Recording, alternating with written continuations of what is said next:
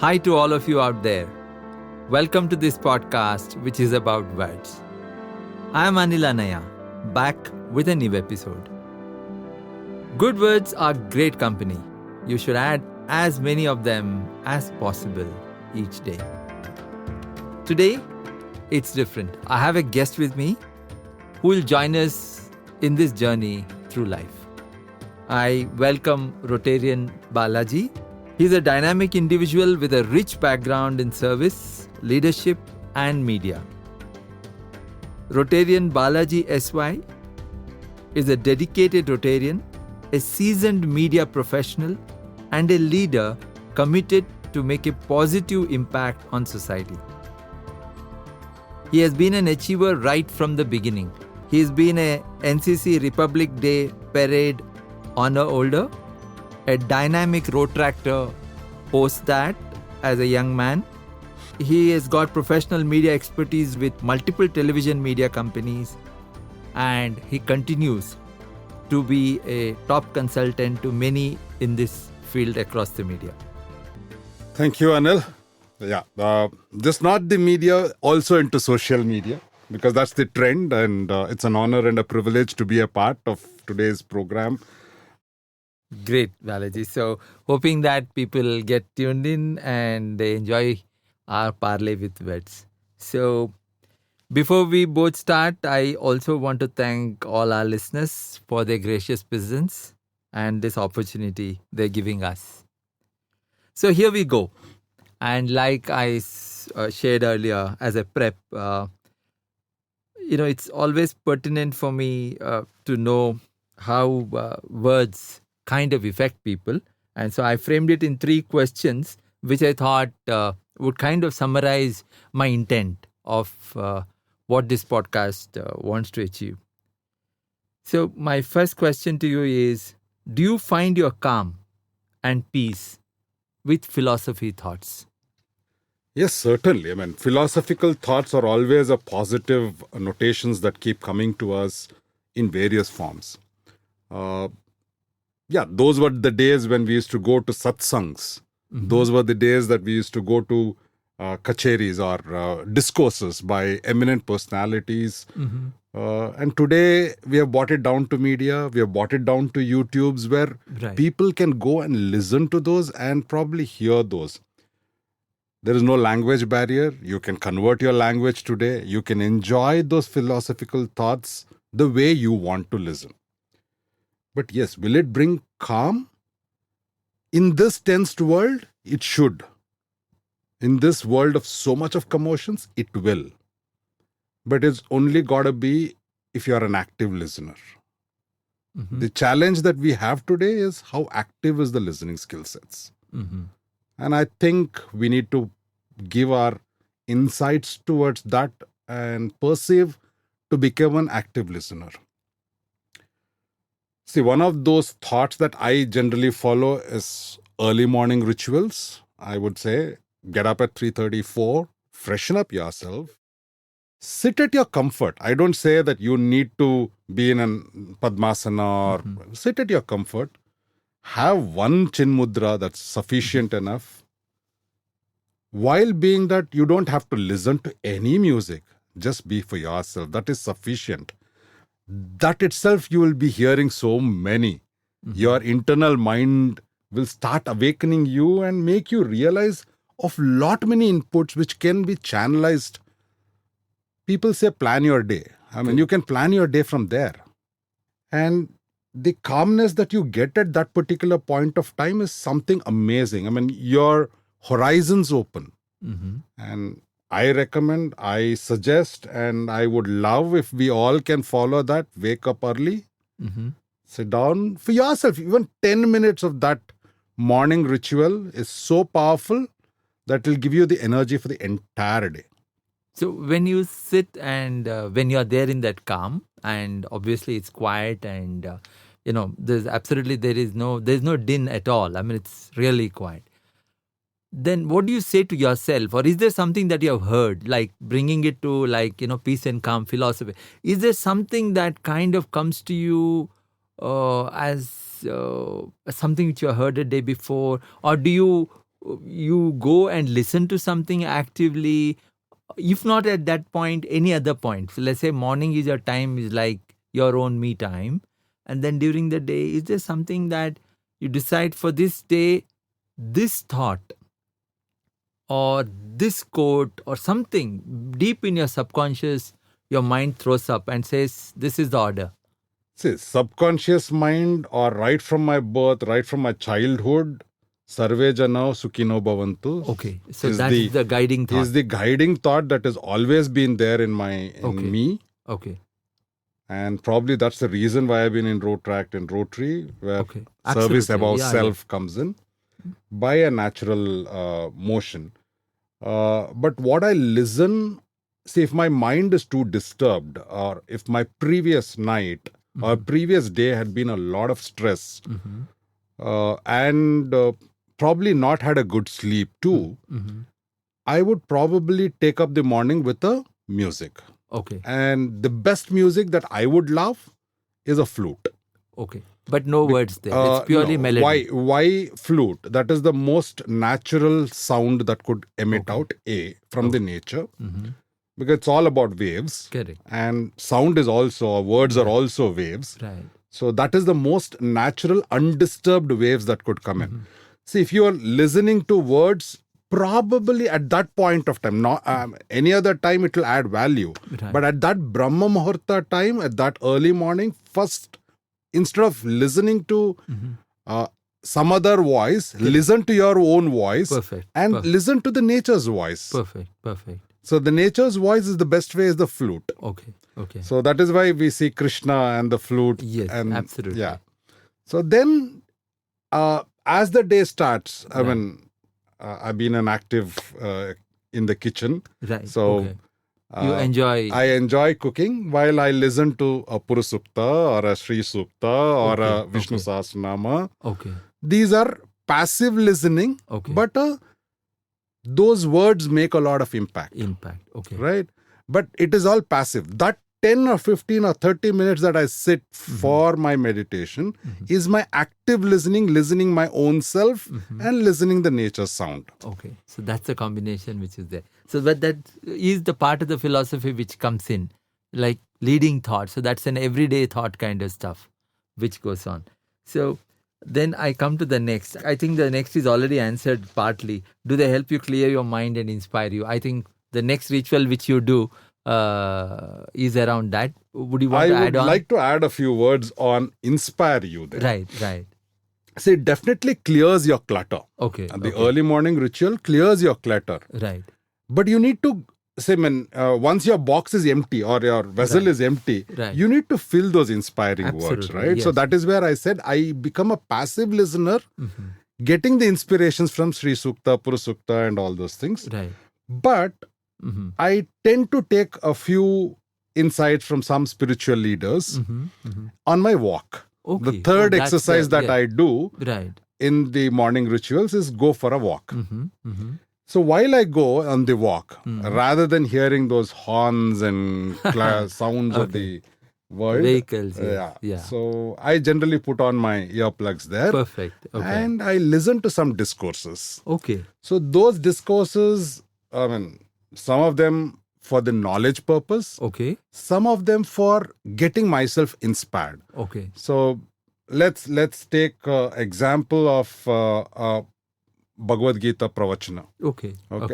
So why you should not fight amongst your own fellow members? Okay. Various topics I are know. there. So, it's just stems so from take one topic for the day and do the 30 minutes of walk. It is a 30 minutes ritual that is there of Bhagavad Gita, which is available on the YouTube in the language of my choice. Plug it, listen, get inspired by that. Perfect. So that inspiration carries you through the day. That is a lesson for the day. Yeah. Like we used to have everywhere, thought for the day. At least I remember in our school. By default, there will always be a blackboard and there will be a thought for the day. I don't know if that was a prep for me to kind of, get led into, more words mean more messages, and more messages mean more directions are found and people might just find answers. So then... small before you go to the next question. Right. One of the one of the thoughts that kept coming to me as I was just thinking about your words, there's so much of preachers. Right. There's so much of information available. Correct. Absolutely. Huge. How are you channelizing it? How should we use what words for us good? Correct. Okay. So I was just talking today morning around 12ish with my son. He was preparing for an interview. He wanted to know 1 year back whatever coding that he did, why he did. Okay. So he used the AI tools. And he asked and told, this is what I want to know as a layman. So the AI told everything the way he wanted. So I went back 30 years of my life and I said, this is what we were doing then in a Google search. Okay. Right. Trying to find the right words to get the right information. Right. So why I'm using that is, how do you get the right words for your day to carry you for the entire day with an inspiration? Correct. No, which is important. I think we all subconsciously need help, but it just has to fall in a serendipitous way, it just kind of, the order just falls into place and the answers are always there. I feel that answers are always waiting to be found. It's the only cosmos is yes, there always. Cosmos is listening to you. It's an active listener. It just wants to solve your problem. It's just waiting. Tell me and I will think about it and I will solve your problem. The magic wand. Yes, I will try and help you out because it's a part of the procreation and creative process. That's how the universe is. So what you say is true. That was a good parlance which you said. So you find your questions answered. Leading into the next question. Like I said, Cosmos is willing to give you an answer, and there is always an answer you find by default. So do you find your questions? You have this routine now where you start and you have your me time, then you listen to at one point, and then you have the walk. And then do you find your questions answered? Do you find by the time your day starts that I wish there was something else that I could read or search or to settle your day, or by default do you find your questions answered from what you hear? Okay, I'll put this in a different way for myself and for the people who are listening to you, listening this event. It's good to plan your day. Right. But more than that, it is good to live your day. Okay, absolutely. Right. Planning your day and trying to get an answer and getting back dejected if those answers are not done. Okay. It is better to live that moment and enjoy that day and thank God for having given you a wonderful day for you to explore yourself the best way. Perfect. So very positive. Perfect. I wouldn't want somebody to say, okay, I'm going to do this. I'm going to have this much time. I'm going to do. Yeah, you need to be cautious of your time management. I'm not saying no to it. Right. But enjoy the time fully to the work that you want to do. Forget the results. Absolutely. That's the spirit. The answered part I'm just living. But you need to question yourself. Right. Answer, let us leave it to the cosmos or God or whatever you call it. But I would love if you can question yourself, am I capable to do this job? And what time space do I think that I should take to do this job? And let me enjoy that job.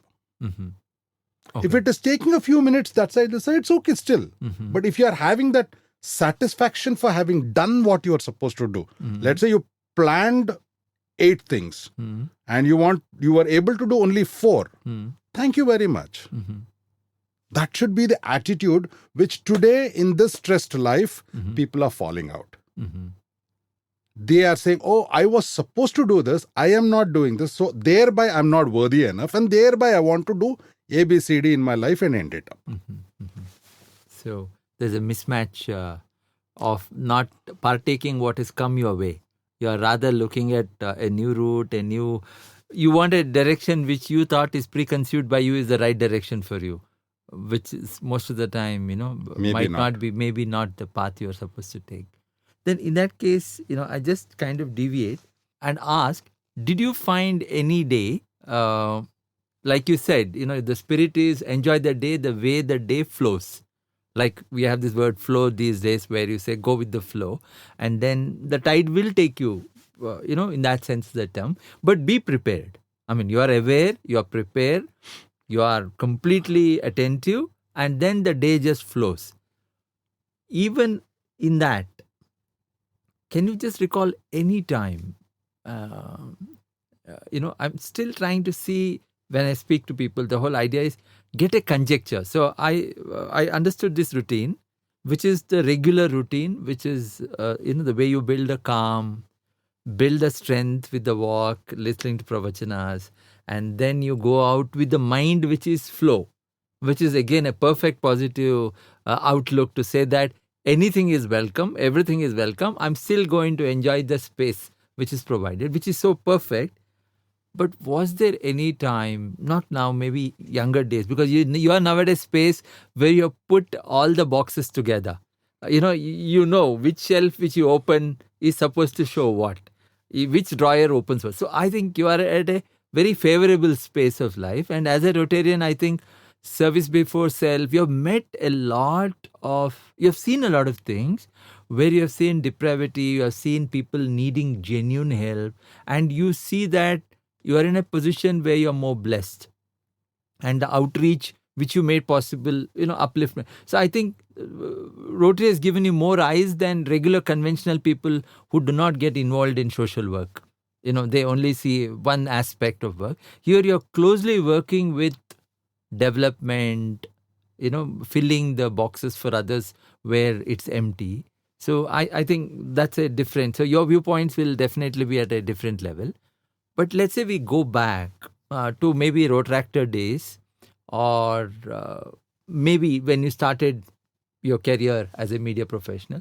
Was there anything which you said that, I heard this, or this is my favorite quote, which helped me go through my first job? Or is there anything that you can recall which is there? Yeah. First thing, as you introduced me, I'm an NCC cadet. Correct. Right? Yeah. So the prayer or the quote or the song of NCC is Hum Honge Kamyab. It was there in my military school. Yeah. The day you sing that, you think everything is Even possible. now when I'm speaking to you, when when I'm expressing those words, there are goosebumps. Yes, to me. Hum Honge Kamyab is too powerful. And those words are, my eyes are getting wet when I'm getting emotional onto that words, because that's so powerful. Right. Ummeed se zindagi kayam hai. Perfect. Without that aspiration, no, we cannot. Right? And uske saath trust is also important. Absolutely. Right? Yes. So I'm taking both the sides. The favorite quote or the favorite song that I can always recall, even 2 days back when sitting down with my daughter, she said, which is your favorite song? I said, Hum Honge Kamyab. Hum Honge Kamyab. I can't change those. Right. But while saying that, what are those statements that made an impact of me choosing my career? See, we all say IPL is a big hit in India, right? As a cricket. Right. I am blessed and fortunate that I could work. My first job in media was with Lalit Modi. Oh, I see. Wonderful. Okay. So, his vision, कुछ भी हो करना है, one side. Okay. जो करना है, मर मिट के करना है. Okay. Okay. Put your heart and soul into it. Okay. Okay. And the beauty of those words, even though that didn't make a big impact to me those days, right? But while I evolved in my life, I came across those situations which said, do or die. I want to do it. Right. Put my heart and soul into it. Okay. The result is different, but do it. Right. Put your first. It always says, no, participation is more important than winning. Right. Today we are all in that race of winning. Correct. We have forgotten that participation is important. Yes. Coming to the start line is very important. So that part, all my journey, probably many wouldn't be knowing, it's about 18 television channels I've been a part of. It's almost half a dozen of social media platforms that I've been a part of. Nera Ditta Nirantara is the character that I have evolved in my life. You kind of own that spirit of Nera Ditta Nirantara, which is there. So words do play a role. I mean, they can put you on a trajectory. True, very true. Very true. Now, I would want to kind of bring you to what I have been writing for years now. It's about 9 books now. And somehow I have been a great believer in words. And there are 3 different lines. And I wanted to know how these lines will matter to people and how they can interpret it for their benefit, and how it might be worth their while. So the first line which is there is, do not disrupt your life with less worthy activities. Anil and the listeners, my first answer to this, or my first thought that's coming out to me is, who decides what is worthy? Okay. How do I say that this is less worthy? Okay. So where is the question of disputing or disrupt my life? Okay. So as a philosophy, which I said earlier, enjoy that moment. But okay. It could be less worthy to you, but it could be worthy enough to somebody else. Absolutely. Right. Yes. So I'll just quote one small discussion that happened about 48 hours back. As a club, we were still contemplating, can we do this project of 11 lakhs of constructing a compound wall around a tribal school. But just an interaction with another person, the other person said, okay, let's do the Gudli Puja. Okay. So I called up that school, that teacher, where the roofs, there is water flowing down from the roof itself, and there is no compound wall. The public is coming. All the so-called educated, financially strong people who go and see Bandipur forest get into a bus, but they don't have that basic courtesy of not doing public nuisance in front of a school. So we're building a compound wall there. But why I said this is that teacher said, sir, you are like a god to us. Whenever we have asked something, you have always, be it better late than never, you have come back to us. With the solution. So, I can't say it is less worthy. Everything is worthy enough if you see a value in it. Right. Yeah. So in this case, less worthy was, to kind of put this into context, to actually what you said is not less worthy, it's phenomenally worthy. This activity which you said is not less worthy at all. It's at the level which is at the zenith of being worthy, where a school is protected, children's privacy is protected, it's an educational thing, and it's also a way to kind of give them a shell. And which is, so here the less worth, like you said, our conscience decides. From some people might say some personal habits, my conscience says it's okay. How do you think it's less worthy? It's still a great way for me to, do it, kind of stuff. So societally, what we say as, there are problems now that is coming out with road rage, to a lot of things which are happening now. Once you put on your television, you come to know that people don't think constructively, and they're finding activities which are considered by median, as we call it, which is below the median and which is above, as we call it, as good social behavior, good way to kind of emotionally intelligently deal with things. So they want people to kind of put a barrier and say that I should be cautious if this is a less emotionally intelligent thing to do, or is it not, it doesn't meet the perimeters, general good behavior, general congeniality, which should be followed by all.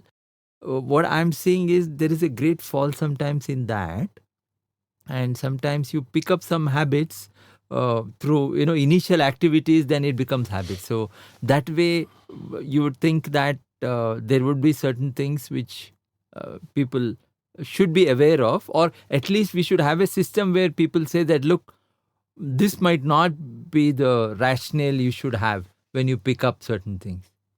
Okay, so I'll again rephrase my thoughts Right. in a different way. Right. World was considered flat until somebody said it is round. Absolutely. Absolutely. Right. So truth is a perception Right. for a person at that moment, Correct. which he or a few Right. people in the society feel that is truth. Right. Right. So worthiness is also relative Absolutely. to that. Absolutely. Right. The other side of this worthiness, which I'm trying to put across, is today you said the below the line or Right. median. Behavioral issues. It all results to two parts of our Okay. life. One is our upbringing, Absolutely. parental upbringing, and the second side, which is very, very important, is the societal upbringing. Now, coming to parental upbringing, I would quote an example. I would also tell about my personal side. Okay. I was in the startup of Jaya TV, and my son was studying in here in one of the premier schools. So I went to the school because we need to change the language from 3 language to 2 language. So I wanted to off from Hindi to Sanskrit so that he could score better Okay. for the 10th standard, 9th and 10th. So we had a meeting with the principal. The principal called and said, "Your son is a spoiled brat Mm-hmm. because of your father." Mm-hmm. I said, "Come again?" Mm-hmm. "Nim maga halaktirade nim apninda." I said, "Madam, I don't want my son to study in your school. Please give me the TC." That was an instinctive decision. That's it. Okay. Today I'm so proud that he is doing his MS in mechanical engineering of his passion Right. because of my grandfather. I mean, because of his grandfather. Right. Okay. Our Joshana, Hoshana upbringing of mechanical engineering was because my father was a mechanical engineer. Right. So it was So he wanted that dream to pursue. My dad was the cause for what he is today. How can you deny a grandfather of nurturing a grandchild? So that parental upbringing is such a wonderful joint family system is such a wonderful system. Right. Where you were talking about road rage. Today, all of these things, whatever you're seeing, the societal cluttering that is happening is all because you are already in a nucleus family. Correct. You are confined to your mobile. There are many examples that we could quote of life instances where that worthiness is a subjective matter. Yeah, it is. Absolutely, it is subjective. And that subjective can become an objective to somebody. Correct. Absolutely. Right. So that is the thought process that I have. Right. As far as this statement that This you mentioned. statement which is there. Okay. I'll go to the next one. Time accompanied by truth keeps us on track. What are your thoughts? I mean, like, what comes to your mind when you hear this? I'll repeat this again. Time accompanied by truth keeps us on track. The truth that you think is the truth now will change by the time if you have challenged it. Right. So as we said earlier in one of the statements that I made, the world was thought to be flat until somebody told it is perfect. Right. Round. Absolutely. Oval. So similar way, the truth and the time both are subjective rather than it could be an objective at that point of time. Correct. Right. At that point, and it at means that point of time, that truth, how do you face that? How do you take that truth along with you to accomplish? Yes, you can, you should. But while answering the truth, while looking at the truth, to face the truth at the face, I mean, there's a beautiful saying, Satyave nama tai tande, satyave nama bandhu balaga. Satya is truth, okay? Correct. Satyave nama Absolutely. tai tande, satyave nama bandhu balaga. Punyakoti kate idu. I mean, that's Punyakoti is one of the most powerful stories ever told. I mean, it's so powerful. Words in a keltarang again, goosebumps comes on to me. Yeah. Right. So the truth is that your parents. Right. The truth is that, I mean, those are undisputed truths. You can change yourself, but you cannot change your parents. Right. You can change yourself, but you cannot change your blood relatives. Right, So right. that is where it is said, blood is thicker than water. Right. Right? Right. So what is important here is you need to be a family, you need to be a cohesive family, and that is the truth you should work, and that is time tested. Right. Right. Absolutely. Right. Yeah. Everything else is a truth that is at that particular point of time a truth, but can be changed. Okay. But actually, when you said Punyakoti, that suddenly it's one of my favorite poems too. I mean, I always resonate by saying that how extreme sacrifice was demanded, but since at that time, accompanied by truth as a word Punyakoti gave to the tiger, it still kept itself on track to go and deliver what was to be delivered. So, that was a perfect illustration of, I think, that's the answer which I resonate with. But like you said, most of the time, I feel, I actually, after I write it, I myself look at it, in a way that, in a detached way, because I really try to relate to it myself and say that, why did I even think of those twisting words? Why did it come? And, what do they mean? So, time accompanied by truth is, sometimes we change the truth as we pursue a goal. That means, let's say, when we start on a journey, we have one perspective of the journey. And along in time, we change our goalposts a little. Pivot is perfect. From the startup language, we all have to pivot to reach that. But sometimes some essential, like Punyakoti is a perfect thing. There was no way to deviate from that perspective which was given at that time. There's nothing like, fine, I told, but under the circumstances, weather doesn't look good. You can't be so, so Harsh. there could be many different ways to look at it, but there was no perspective. There was only, like you said, Nera Ditta Nirantara. That's it. Once the bow is out of the arrow, it has to do what it is supposed to do. So somehow I feel sometimes goal setting needs us to follow some paths which are surrounded by, let's say, a truth paradigm, if I may put it.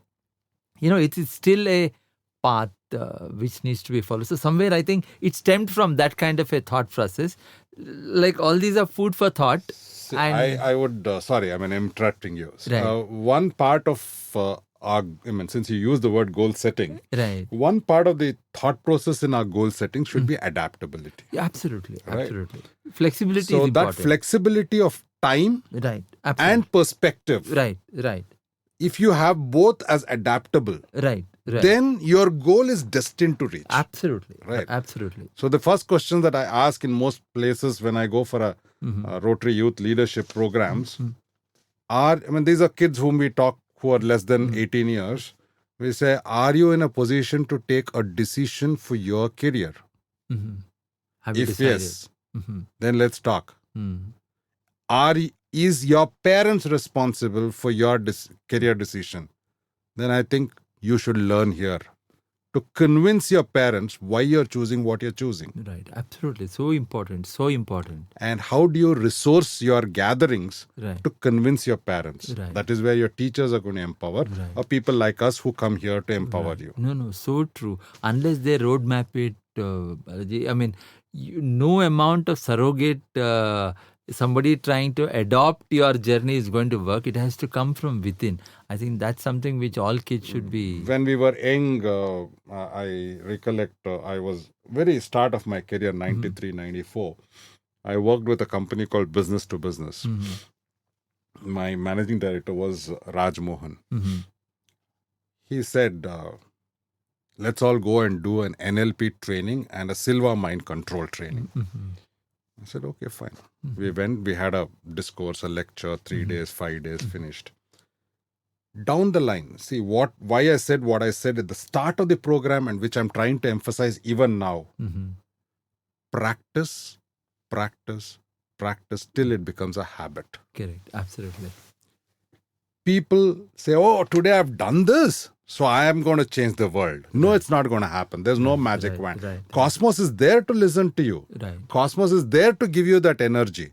Only if you are doing it consistently. Absolutely. Consistency is critical. I mean, go back to your childhood days. Twinkle, twinkle, little star. You can never forget that. I know that is actually to show how something can be written so clearly that when you say twinkle, you can see that exact picture book of a blue and some stars which are outsized. And that's your image. So that's the power of words and imagination. Third quote which is there: anger and violence compete fiercely to overwhelm our lives if we let our guard down. Today morning, in one of the conversations that I was listening, ಕೋಪನ ಸುಟ್ಟಾಕಕ್ ಮುಂಚೆ ನೀನ್ ಕೋಪನ ಸುಟ್ಟಾಕ್ಬಿಡು. Very well said. Very well said. Such a wonderful. I was just thinking, what is he trying to tell me? Right. Kill the anger before it kills you. Correct. Absolutely. How is it possible? Right. So again, your morning rituals makes a lot of impact. Right. Only if you are following that 10 minutes, 15 minutes of your own self, that inner peace is blossoming in you. Right. And that will bring down a lot of anger. Right. See, as a child, as a young adult, there have been probable cases that I've hit people. Okay. So not as a rage. Right. Just because I did not know how to control myself. Right. But as an adult now, I can't say I tend to teach, but I at least tend to inform the next generation or the generation below that, who's going to be future citizens, that look, by being angry, what are you going to gain? Nothing. Right. So I quote my mother's quote here: tone and modulation rather than using wrong words. Correct. Absolutely. Right? I quote it from Tamil. She says, "Ung hatle ettemme karka." That is the tone and the mannerism that she has told. She is actually scolding me. Right. But she is inadvertently blessing me. She is telling me, in your house, let you have 8 milking cows. That is prosperity. Right? It is only in the tone and mannerism that you understand that she is angry on me. Right. But she is actually blessing me. Right. So coming to those violence or anger or whatever we are talking, even in that, if you're using right words, okay, again it comes to a lot of upbringing in the family. As a child, certain families, certain houses, parents use abusive words over phone or within themselves. Right. That is what kids are going to take in. Correct. Absolutely. They are seeing They take them as their first heroes and heroines. Correct.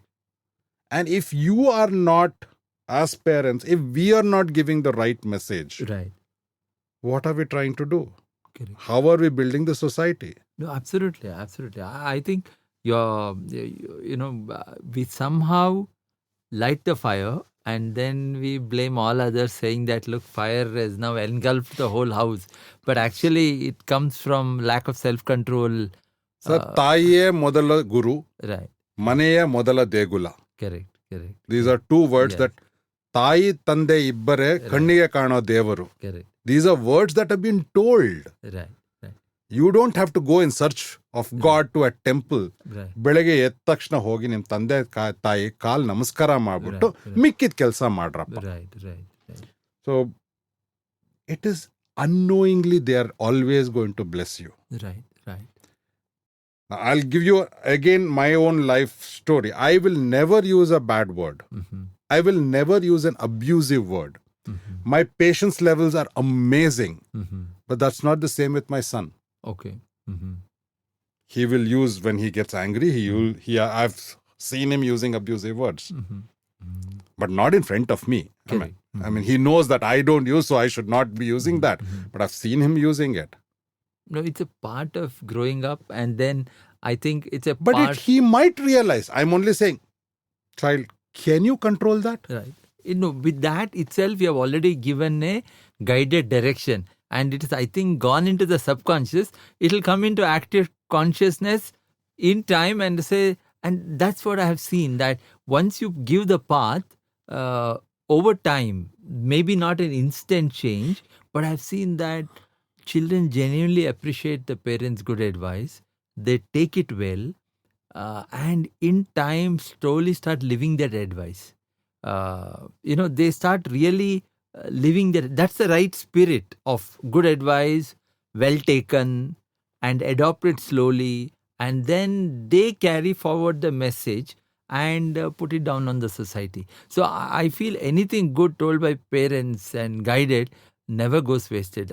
It's only a matter of time and conjecture when that will dawn upon in such a strong way that they become strong reflections of their parents. So I think he will become a very strong reflection of you, and he, down the line, the same words of, that's the way it usually transacts. That's the hope, that's the wish. No, that's the way the transactions take place. Yeah.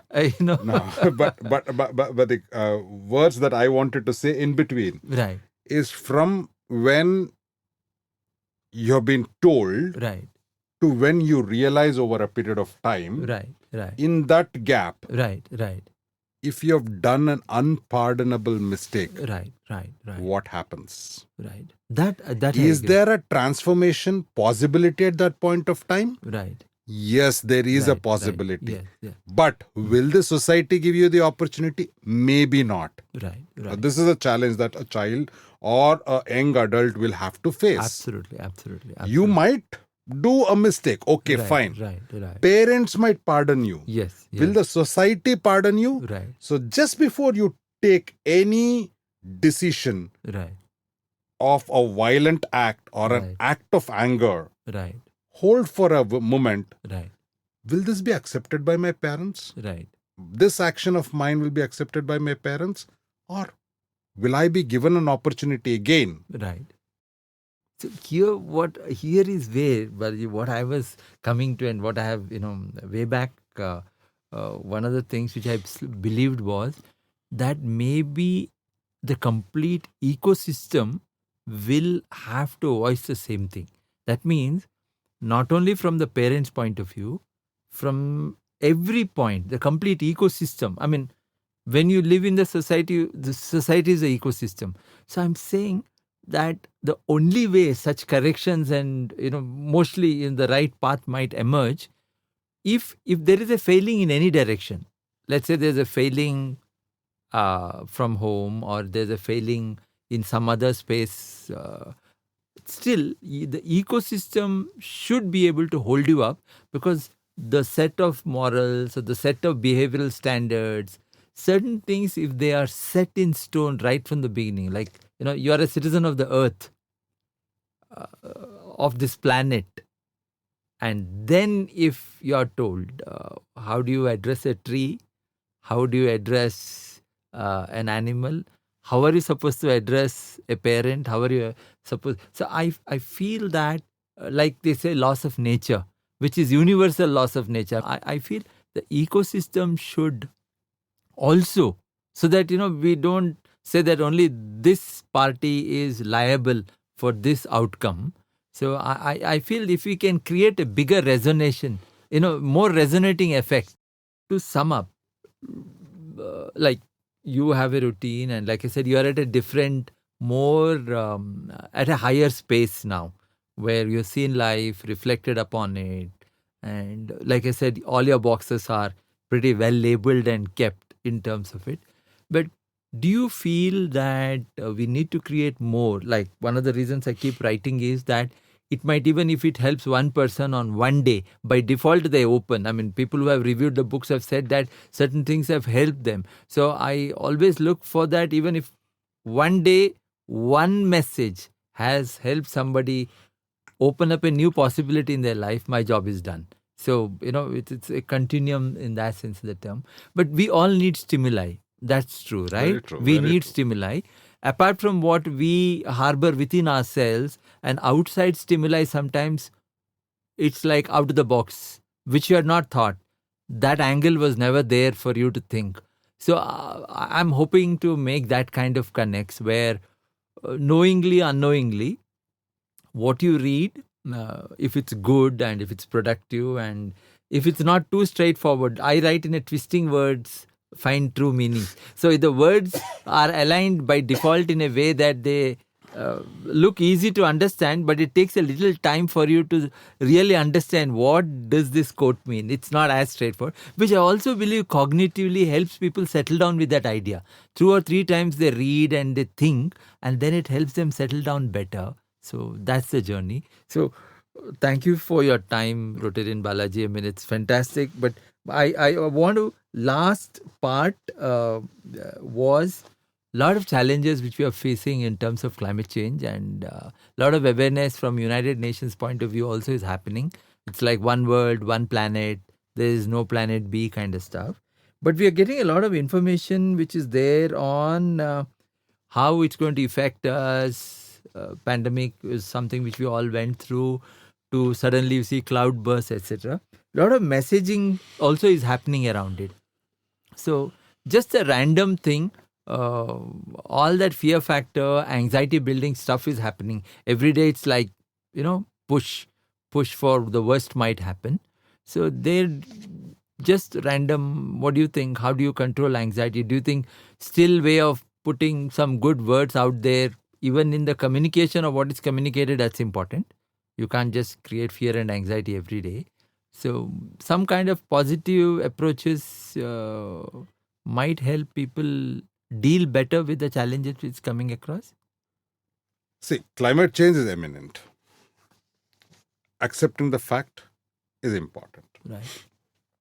Now, there are two ways to look at it. Right. Accept and live with it. Mhm. Accept to change it. Correct. Accept to redefine it. Right. Now, I'm using the word redefine there because certain things cannot be bought back. So you need to redefine it. So Right. industrialization has taken a different route. I mean, I cannot say, hey, I'm not going to do the industrialization. I'm not going to have urban living. I'm going to have only... Right. No, that's not possible. The population has increased. I mean, you cannot unlearn a few things. Right. But can I relearn and redefine it? A proper societal, governmental restructuring, forecasting, and a planning is required. Mhm. But can I be the change maker? Right. Is what I always need to look at it. Mhm.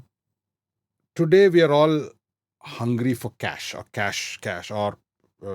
we are putting cash crops rather than sustainable crops. Or Right. we're all looking at fast food, fast response, fast movements, fast answers. Even, I need to do this puja, and if I do it, it's going to... everything is going to change for good. Correct. Those fast food thought process has to be gone away. Mhm. Can I be the change maker? Yes, we should. So that is where I reiterate, climate change is a situation. It's a fact. Mhm. How do I do that change? Mhm. So just a quote, I told about the school. Mhm. It's been a long association of ours with Bandipur forest. There's something called as lantana, a weed that has come out, Mhm. which is engulfing the entire forest, Mhm. and thereby not allowing the trees that should grow Normally Normally full there. bloom. Mhm. and nor are these weeds is animal consumable. Mhm. Mhm. And these weeds are such dangerous, and they are grown across, and a human-animal conflict of a road accident is happening because of this weed, and because the animals rush through. Oh, I see. To avoid that. So de-weeding that is one of the important subject. Yes, if you do that, it again comes back. It's like those Parthenians, they again come back there. So you need to de-weed that from the root, Mhm. put a proper tree. Now, which is a proper tree? Is it a teakwood or a rosewood or what, blah, blah, blah? Something No. native which It is can... native. Right. And which can give good shelter, Right. which has got deep rooted, thereby avoiding the soil erosion. Correct. If we do 3 exercises properly, avoid the soil erosion, put the native trees, put a shady tree, Mhm. animals will not move out. They are in their safe zones. Correct. 2, because they are shady trees, native trees, your rain and harvesting, all those things will happen systematically, properly there. And because it is deep-rooted trees, your soil erosion is avoided. Correct. Now, if we take care of these 3 and create little small ponds for drinking water and for those animals, you're avoiding a lot of things. That small exercise, the second small exercise that we all take it for granted is throwing those plastics. Correct. That of course. Can we avoid it? Right. If we all ignite in ourselves that, forget even just getting, in driving in the car, I throw out that biscuit packet or a plastic bottle. No, that's not the culture that we should have. Right. So we need a lot of communication which is positive and maybe more reinforcing to the mind that you feel that that's the right action. So there was one say, oh, punish them. No, punishing will not give a solution. Right. No, punishing, right. It'll only make them more defensive. So punishing will make them to hide things. Yes. Yeah, there is definitely a need for different reinforcements. But like you said, empathy and maybe telling them the larger problem and how they can be a part of the solution, then become a part of the problem creation. That kind of communication will help. You go once to the forest, right, and see that animal feeding camp of the elephant. Oh, I see. Okay. And those small little elephants, baby elephants, right. Just go and pet them. You'll feel so lovely. Right. You'll feel so connected with nature. That connection is what we need to build. And if you do that exercise, you become responsible. Right. No, absolutely. I think more connections we build. If you're seeing an Animal Planet, I'm from the media, right. Discovery Channel, you're seeing it on a television. Right. That empathy will not come, like you said, go to the camp and actually watch them and feel them, the sense of smell, the atmosphere, the sounds they make, all that is, I think... whatever, that liquid that it throws out of its nose. Yeah. You feel all those things. You feel... All your senses become alive. There's no doubt. It's an experience. So doubt. Be with the nature, to love the nature. Absolutely. I think now loving nature will give us more rewards.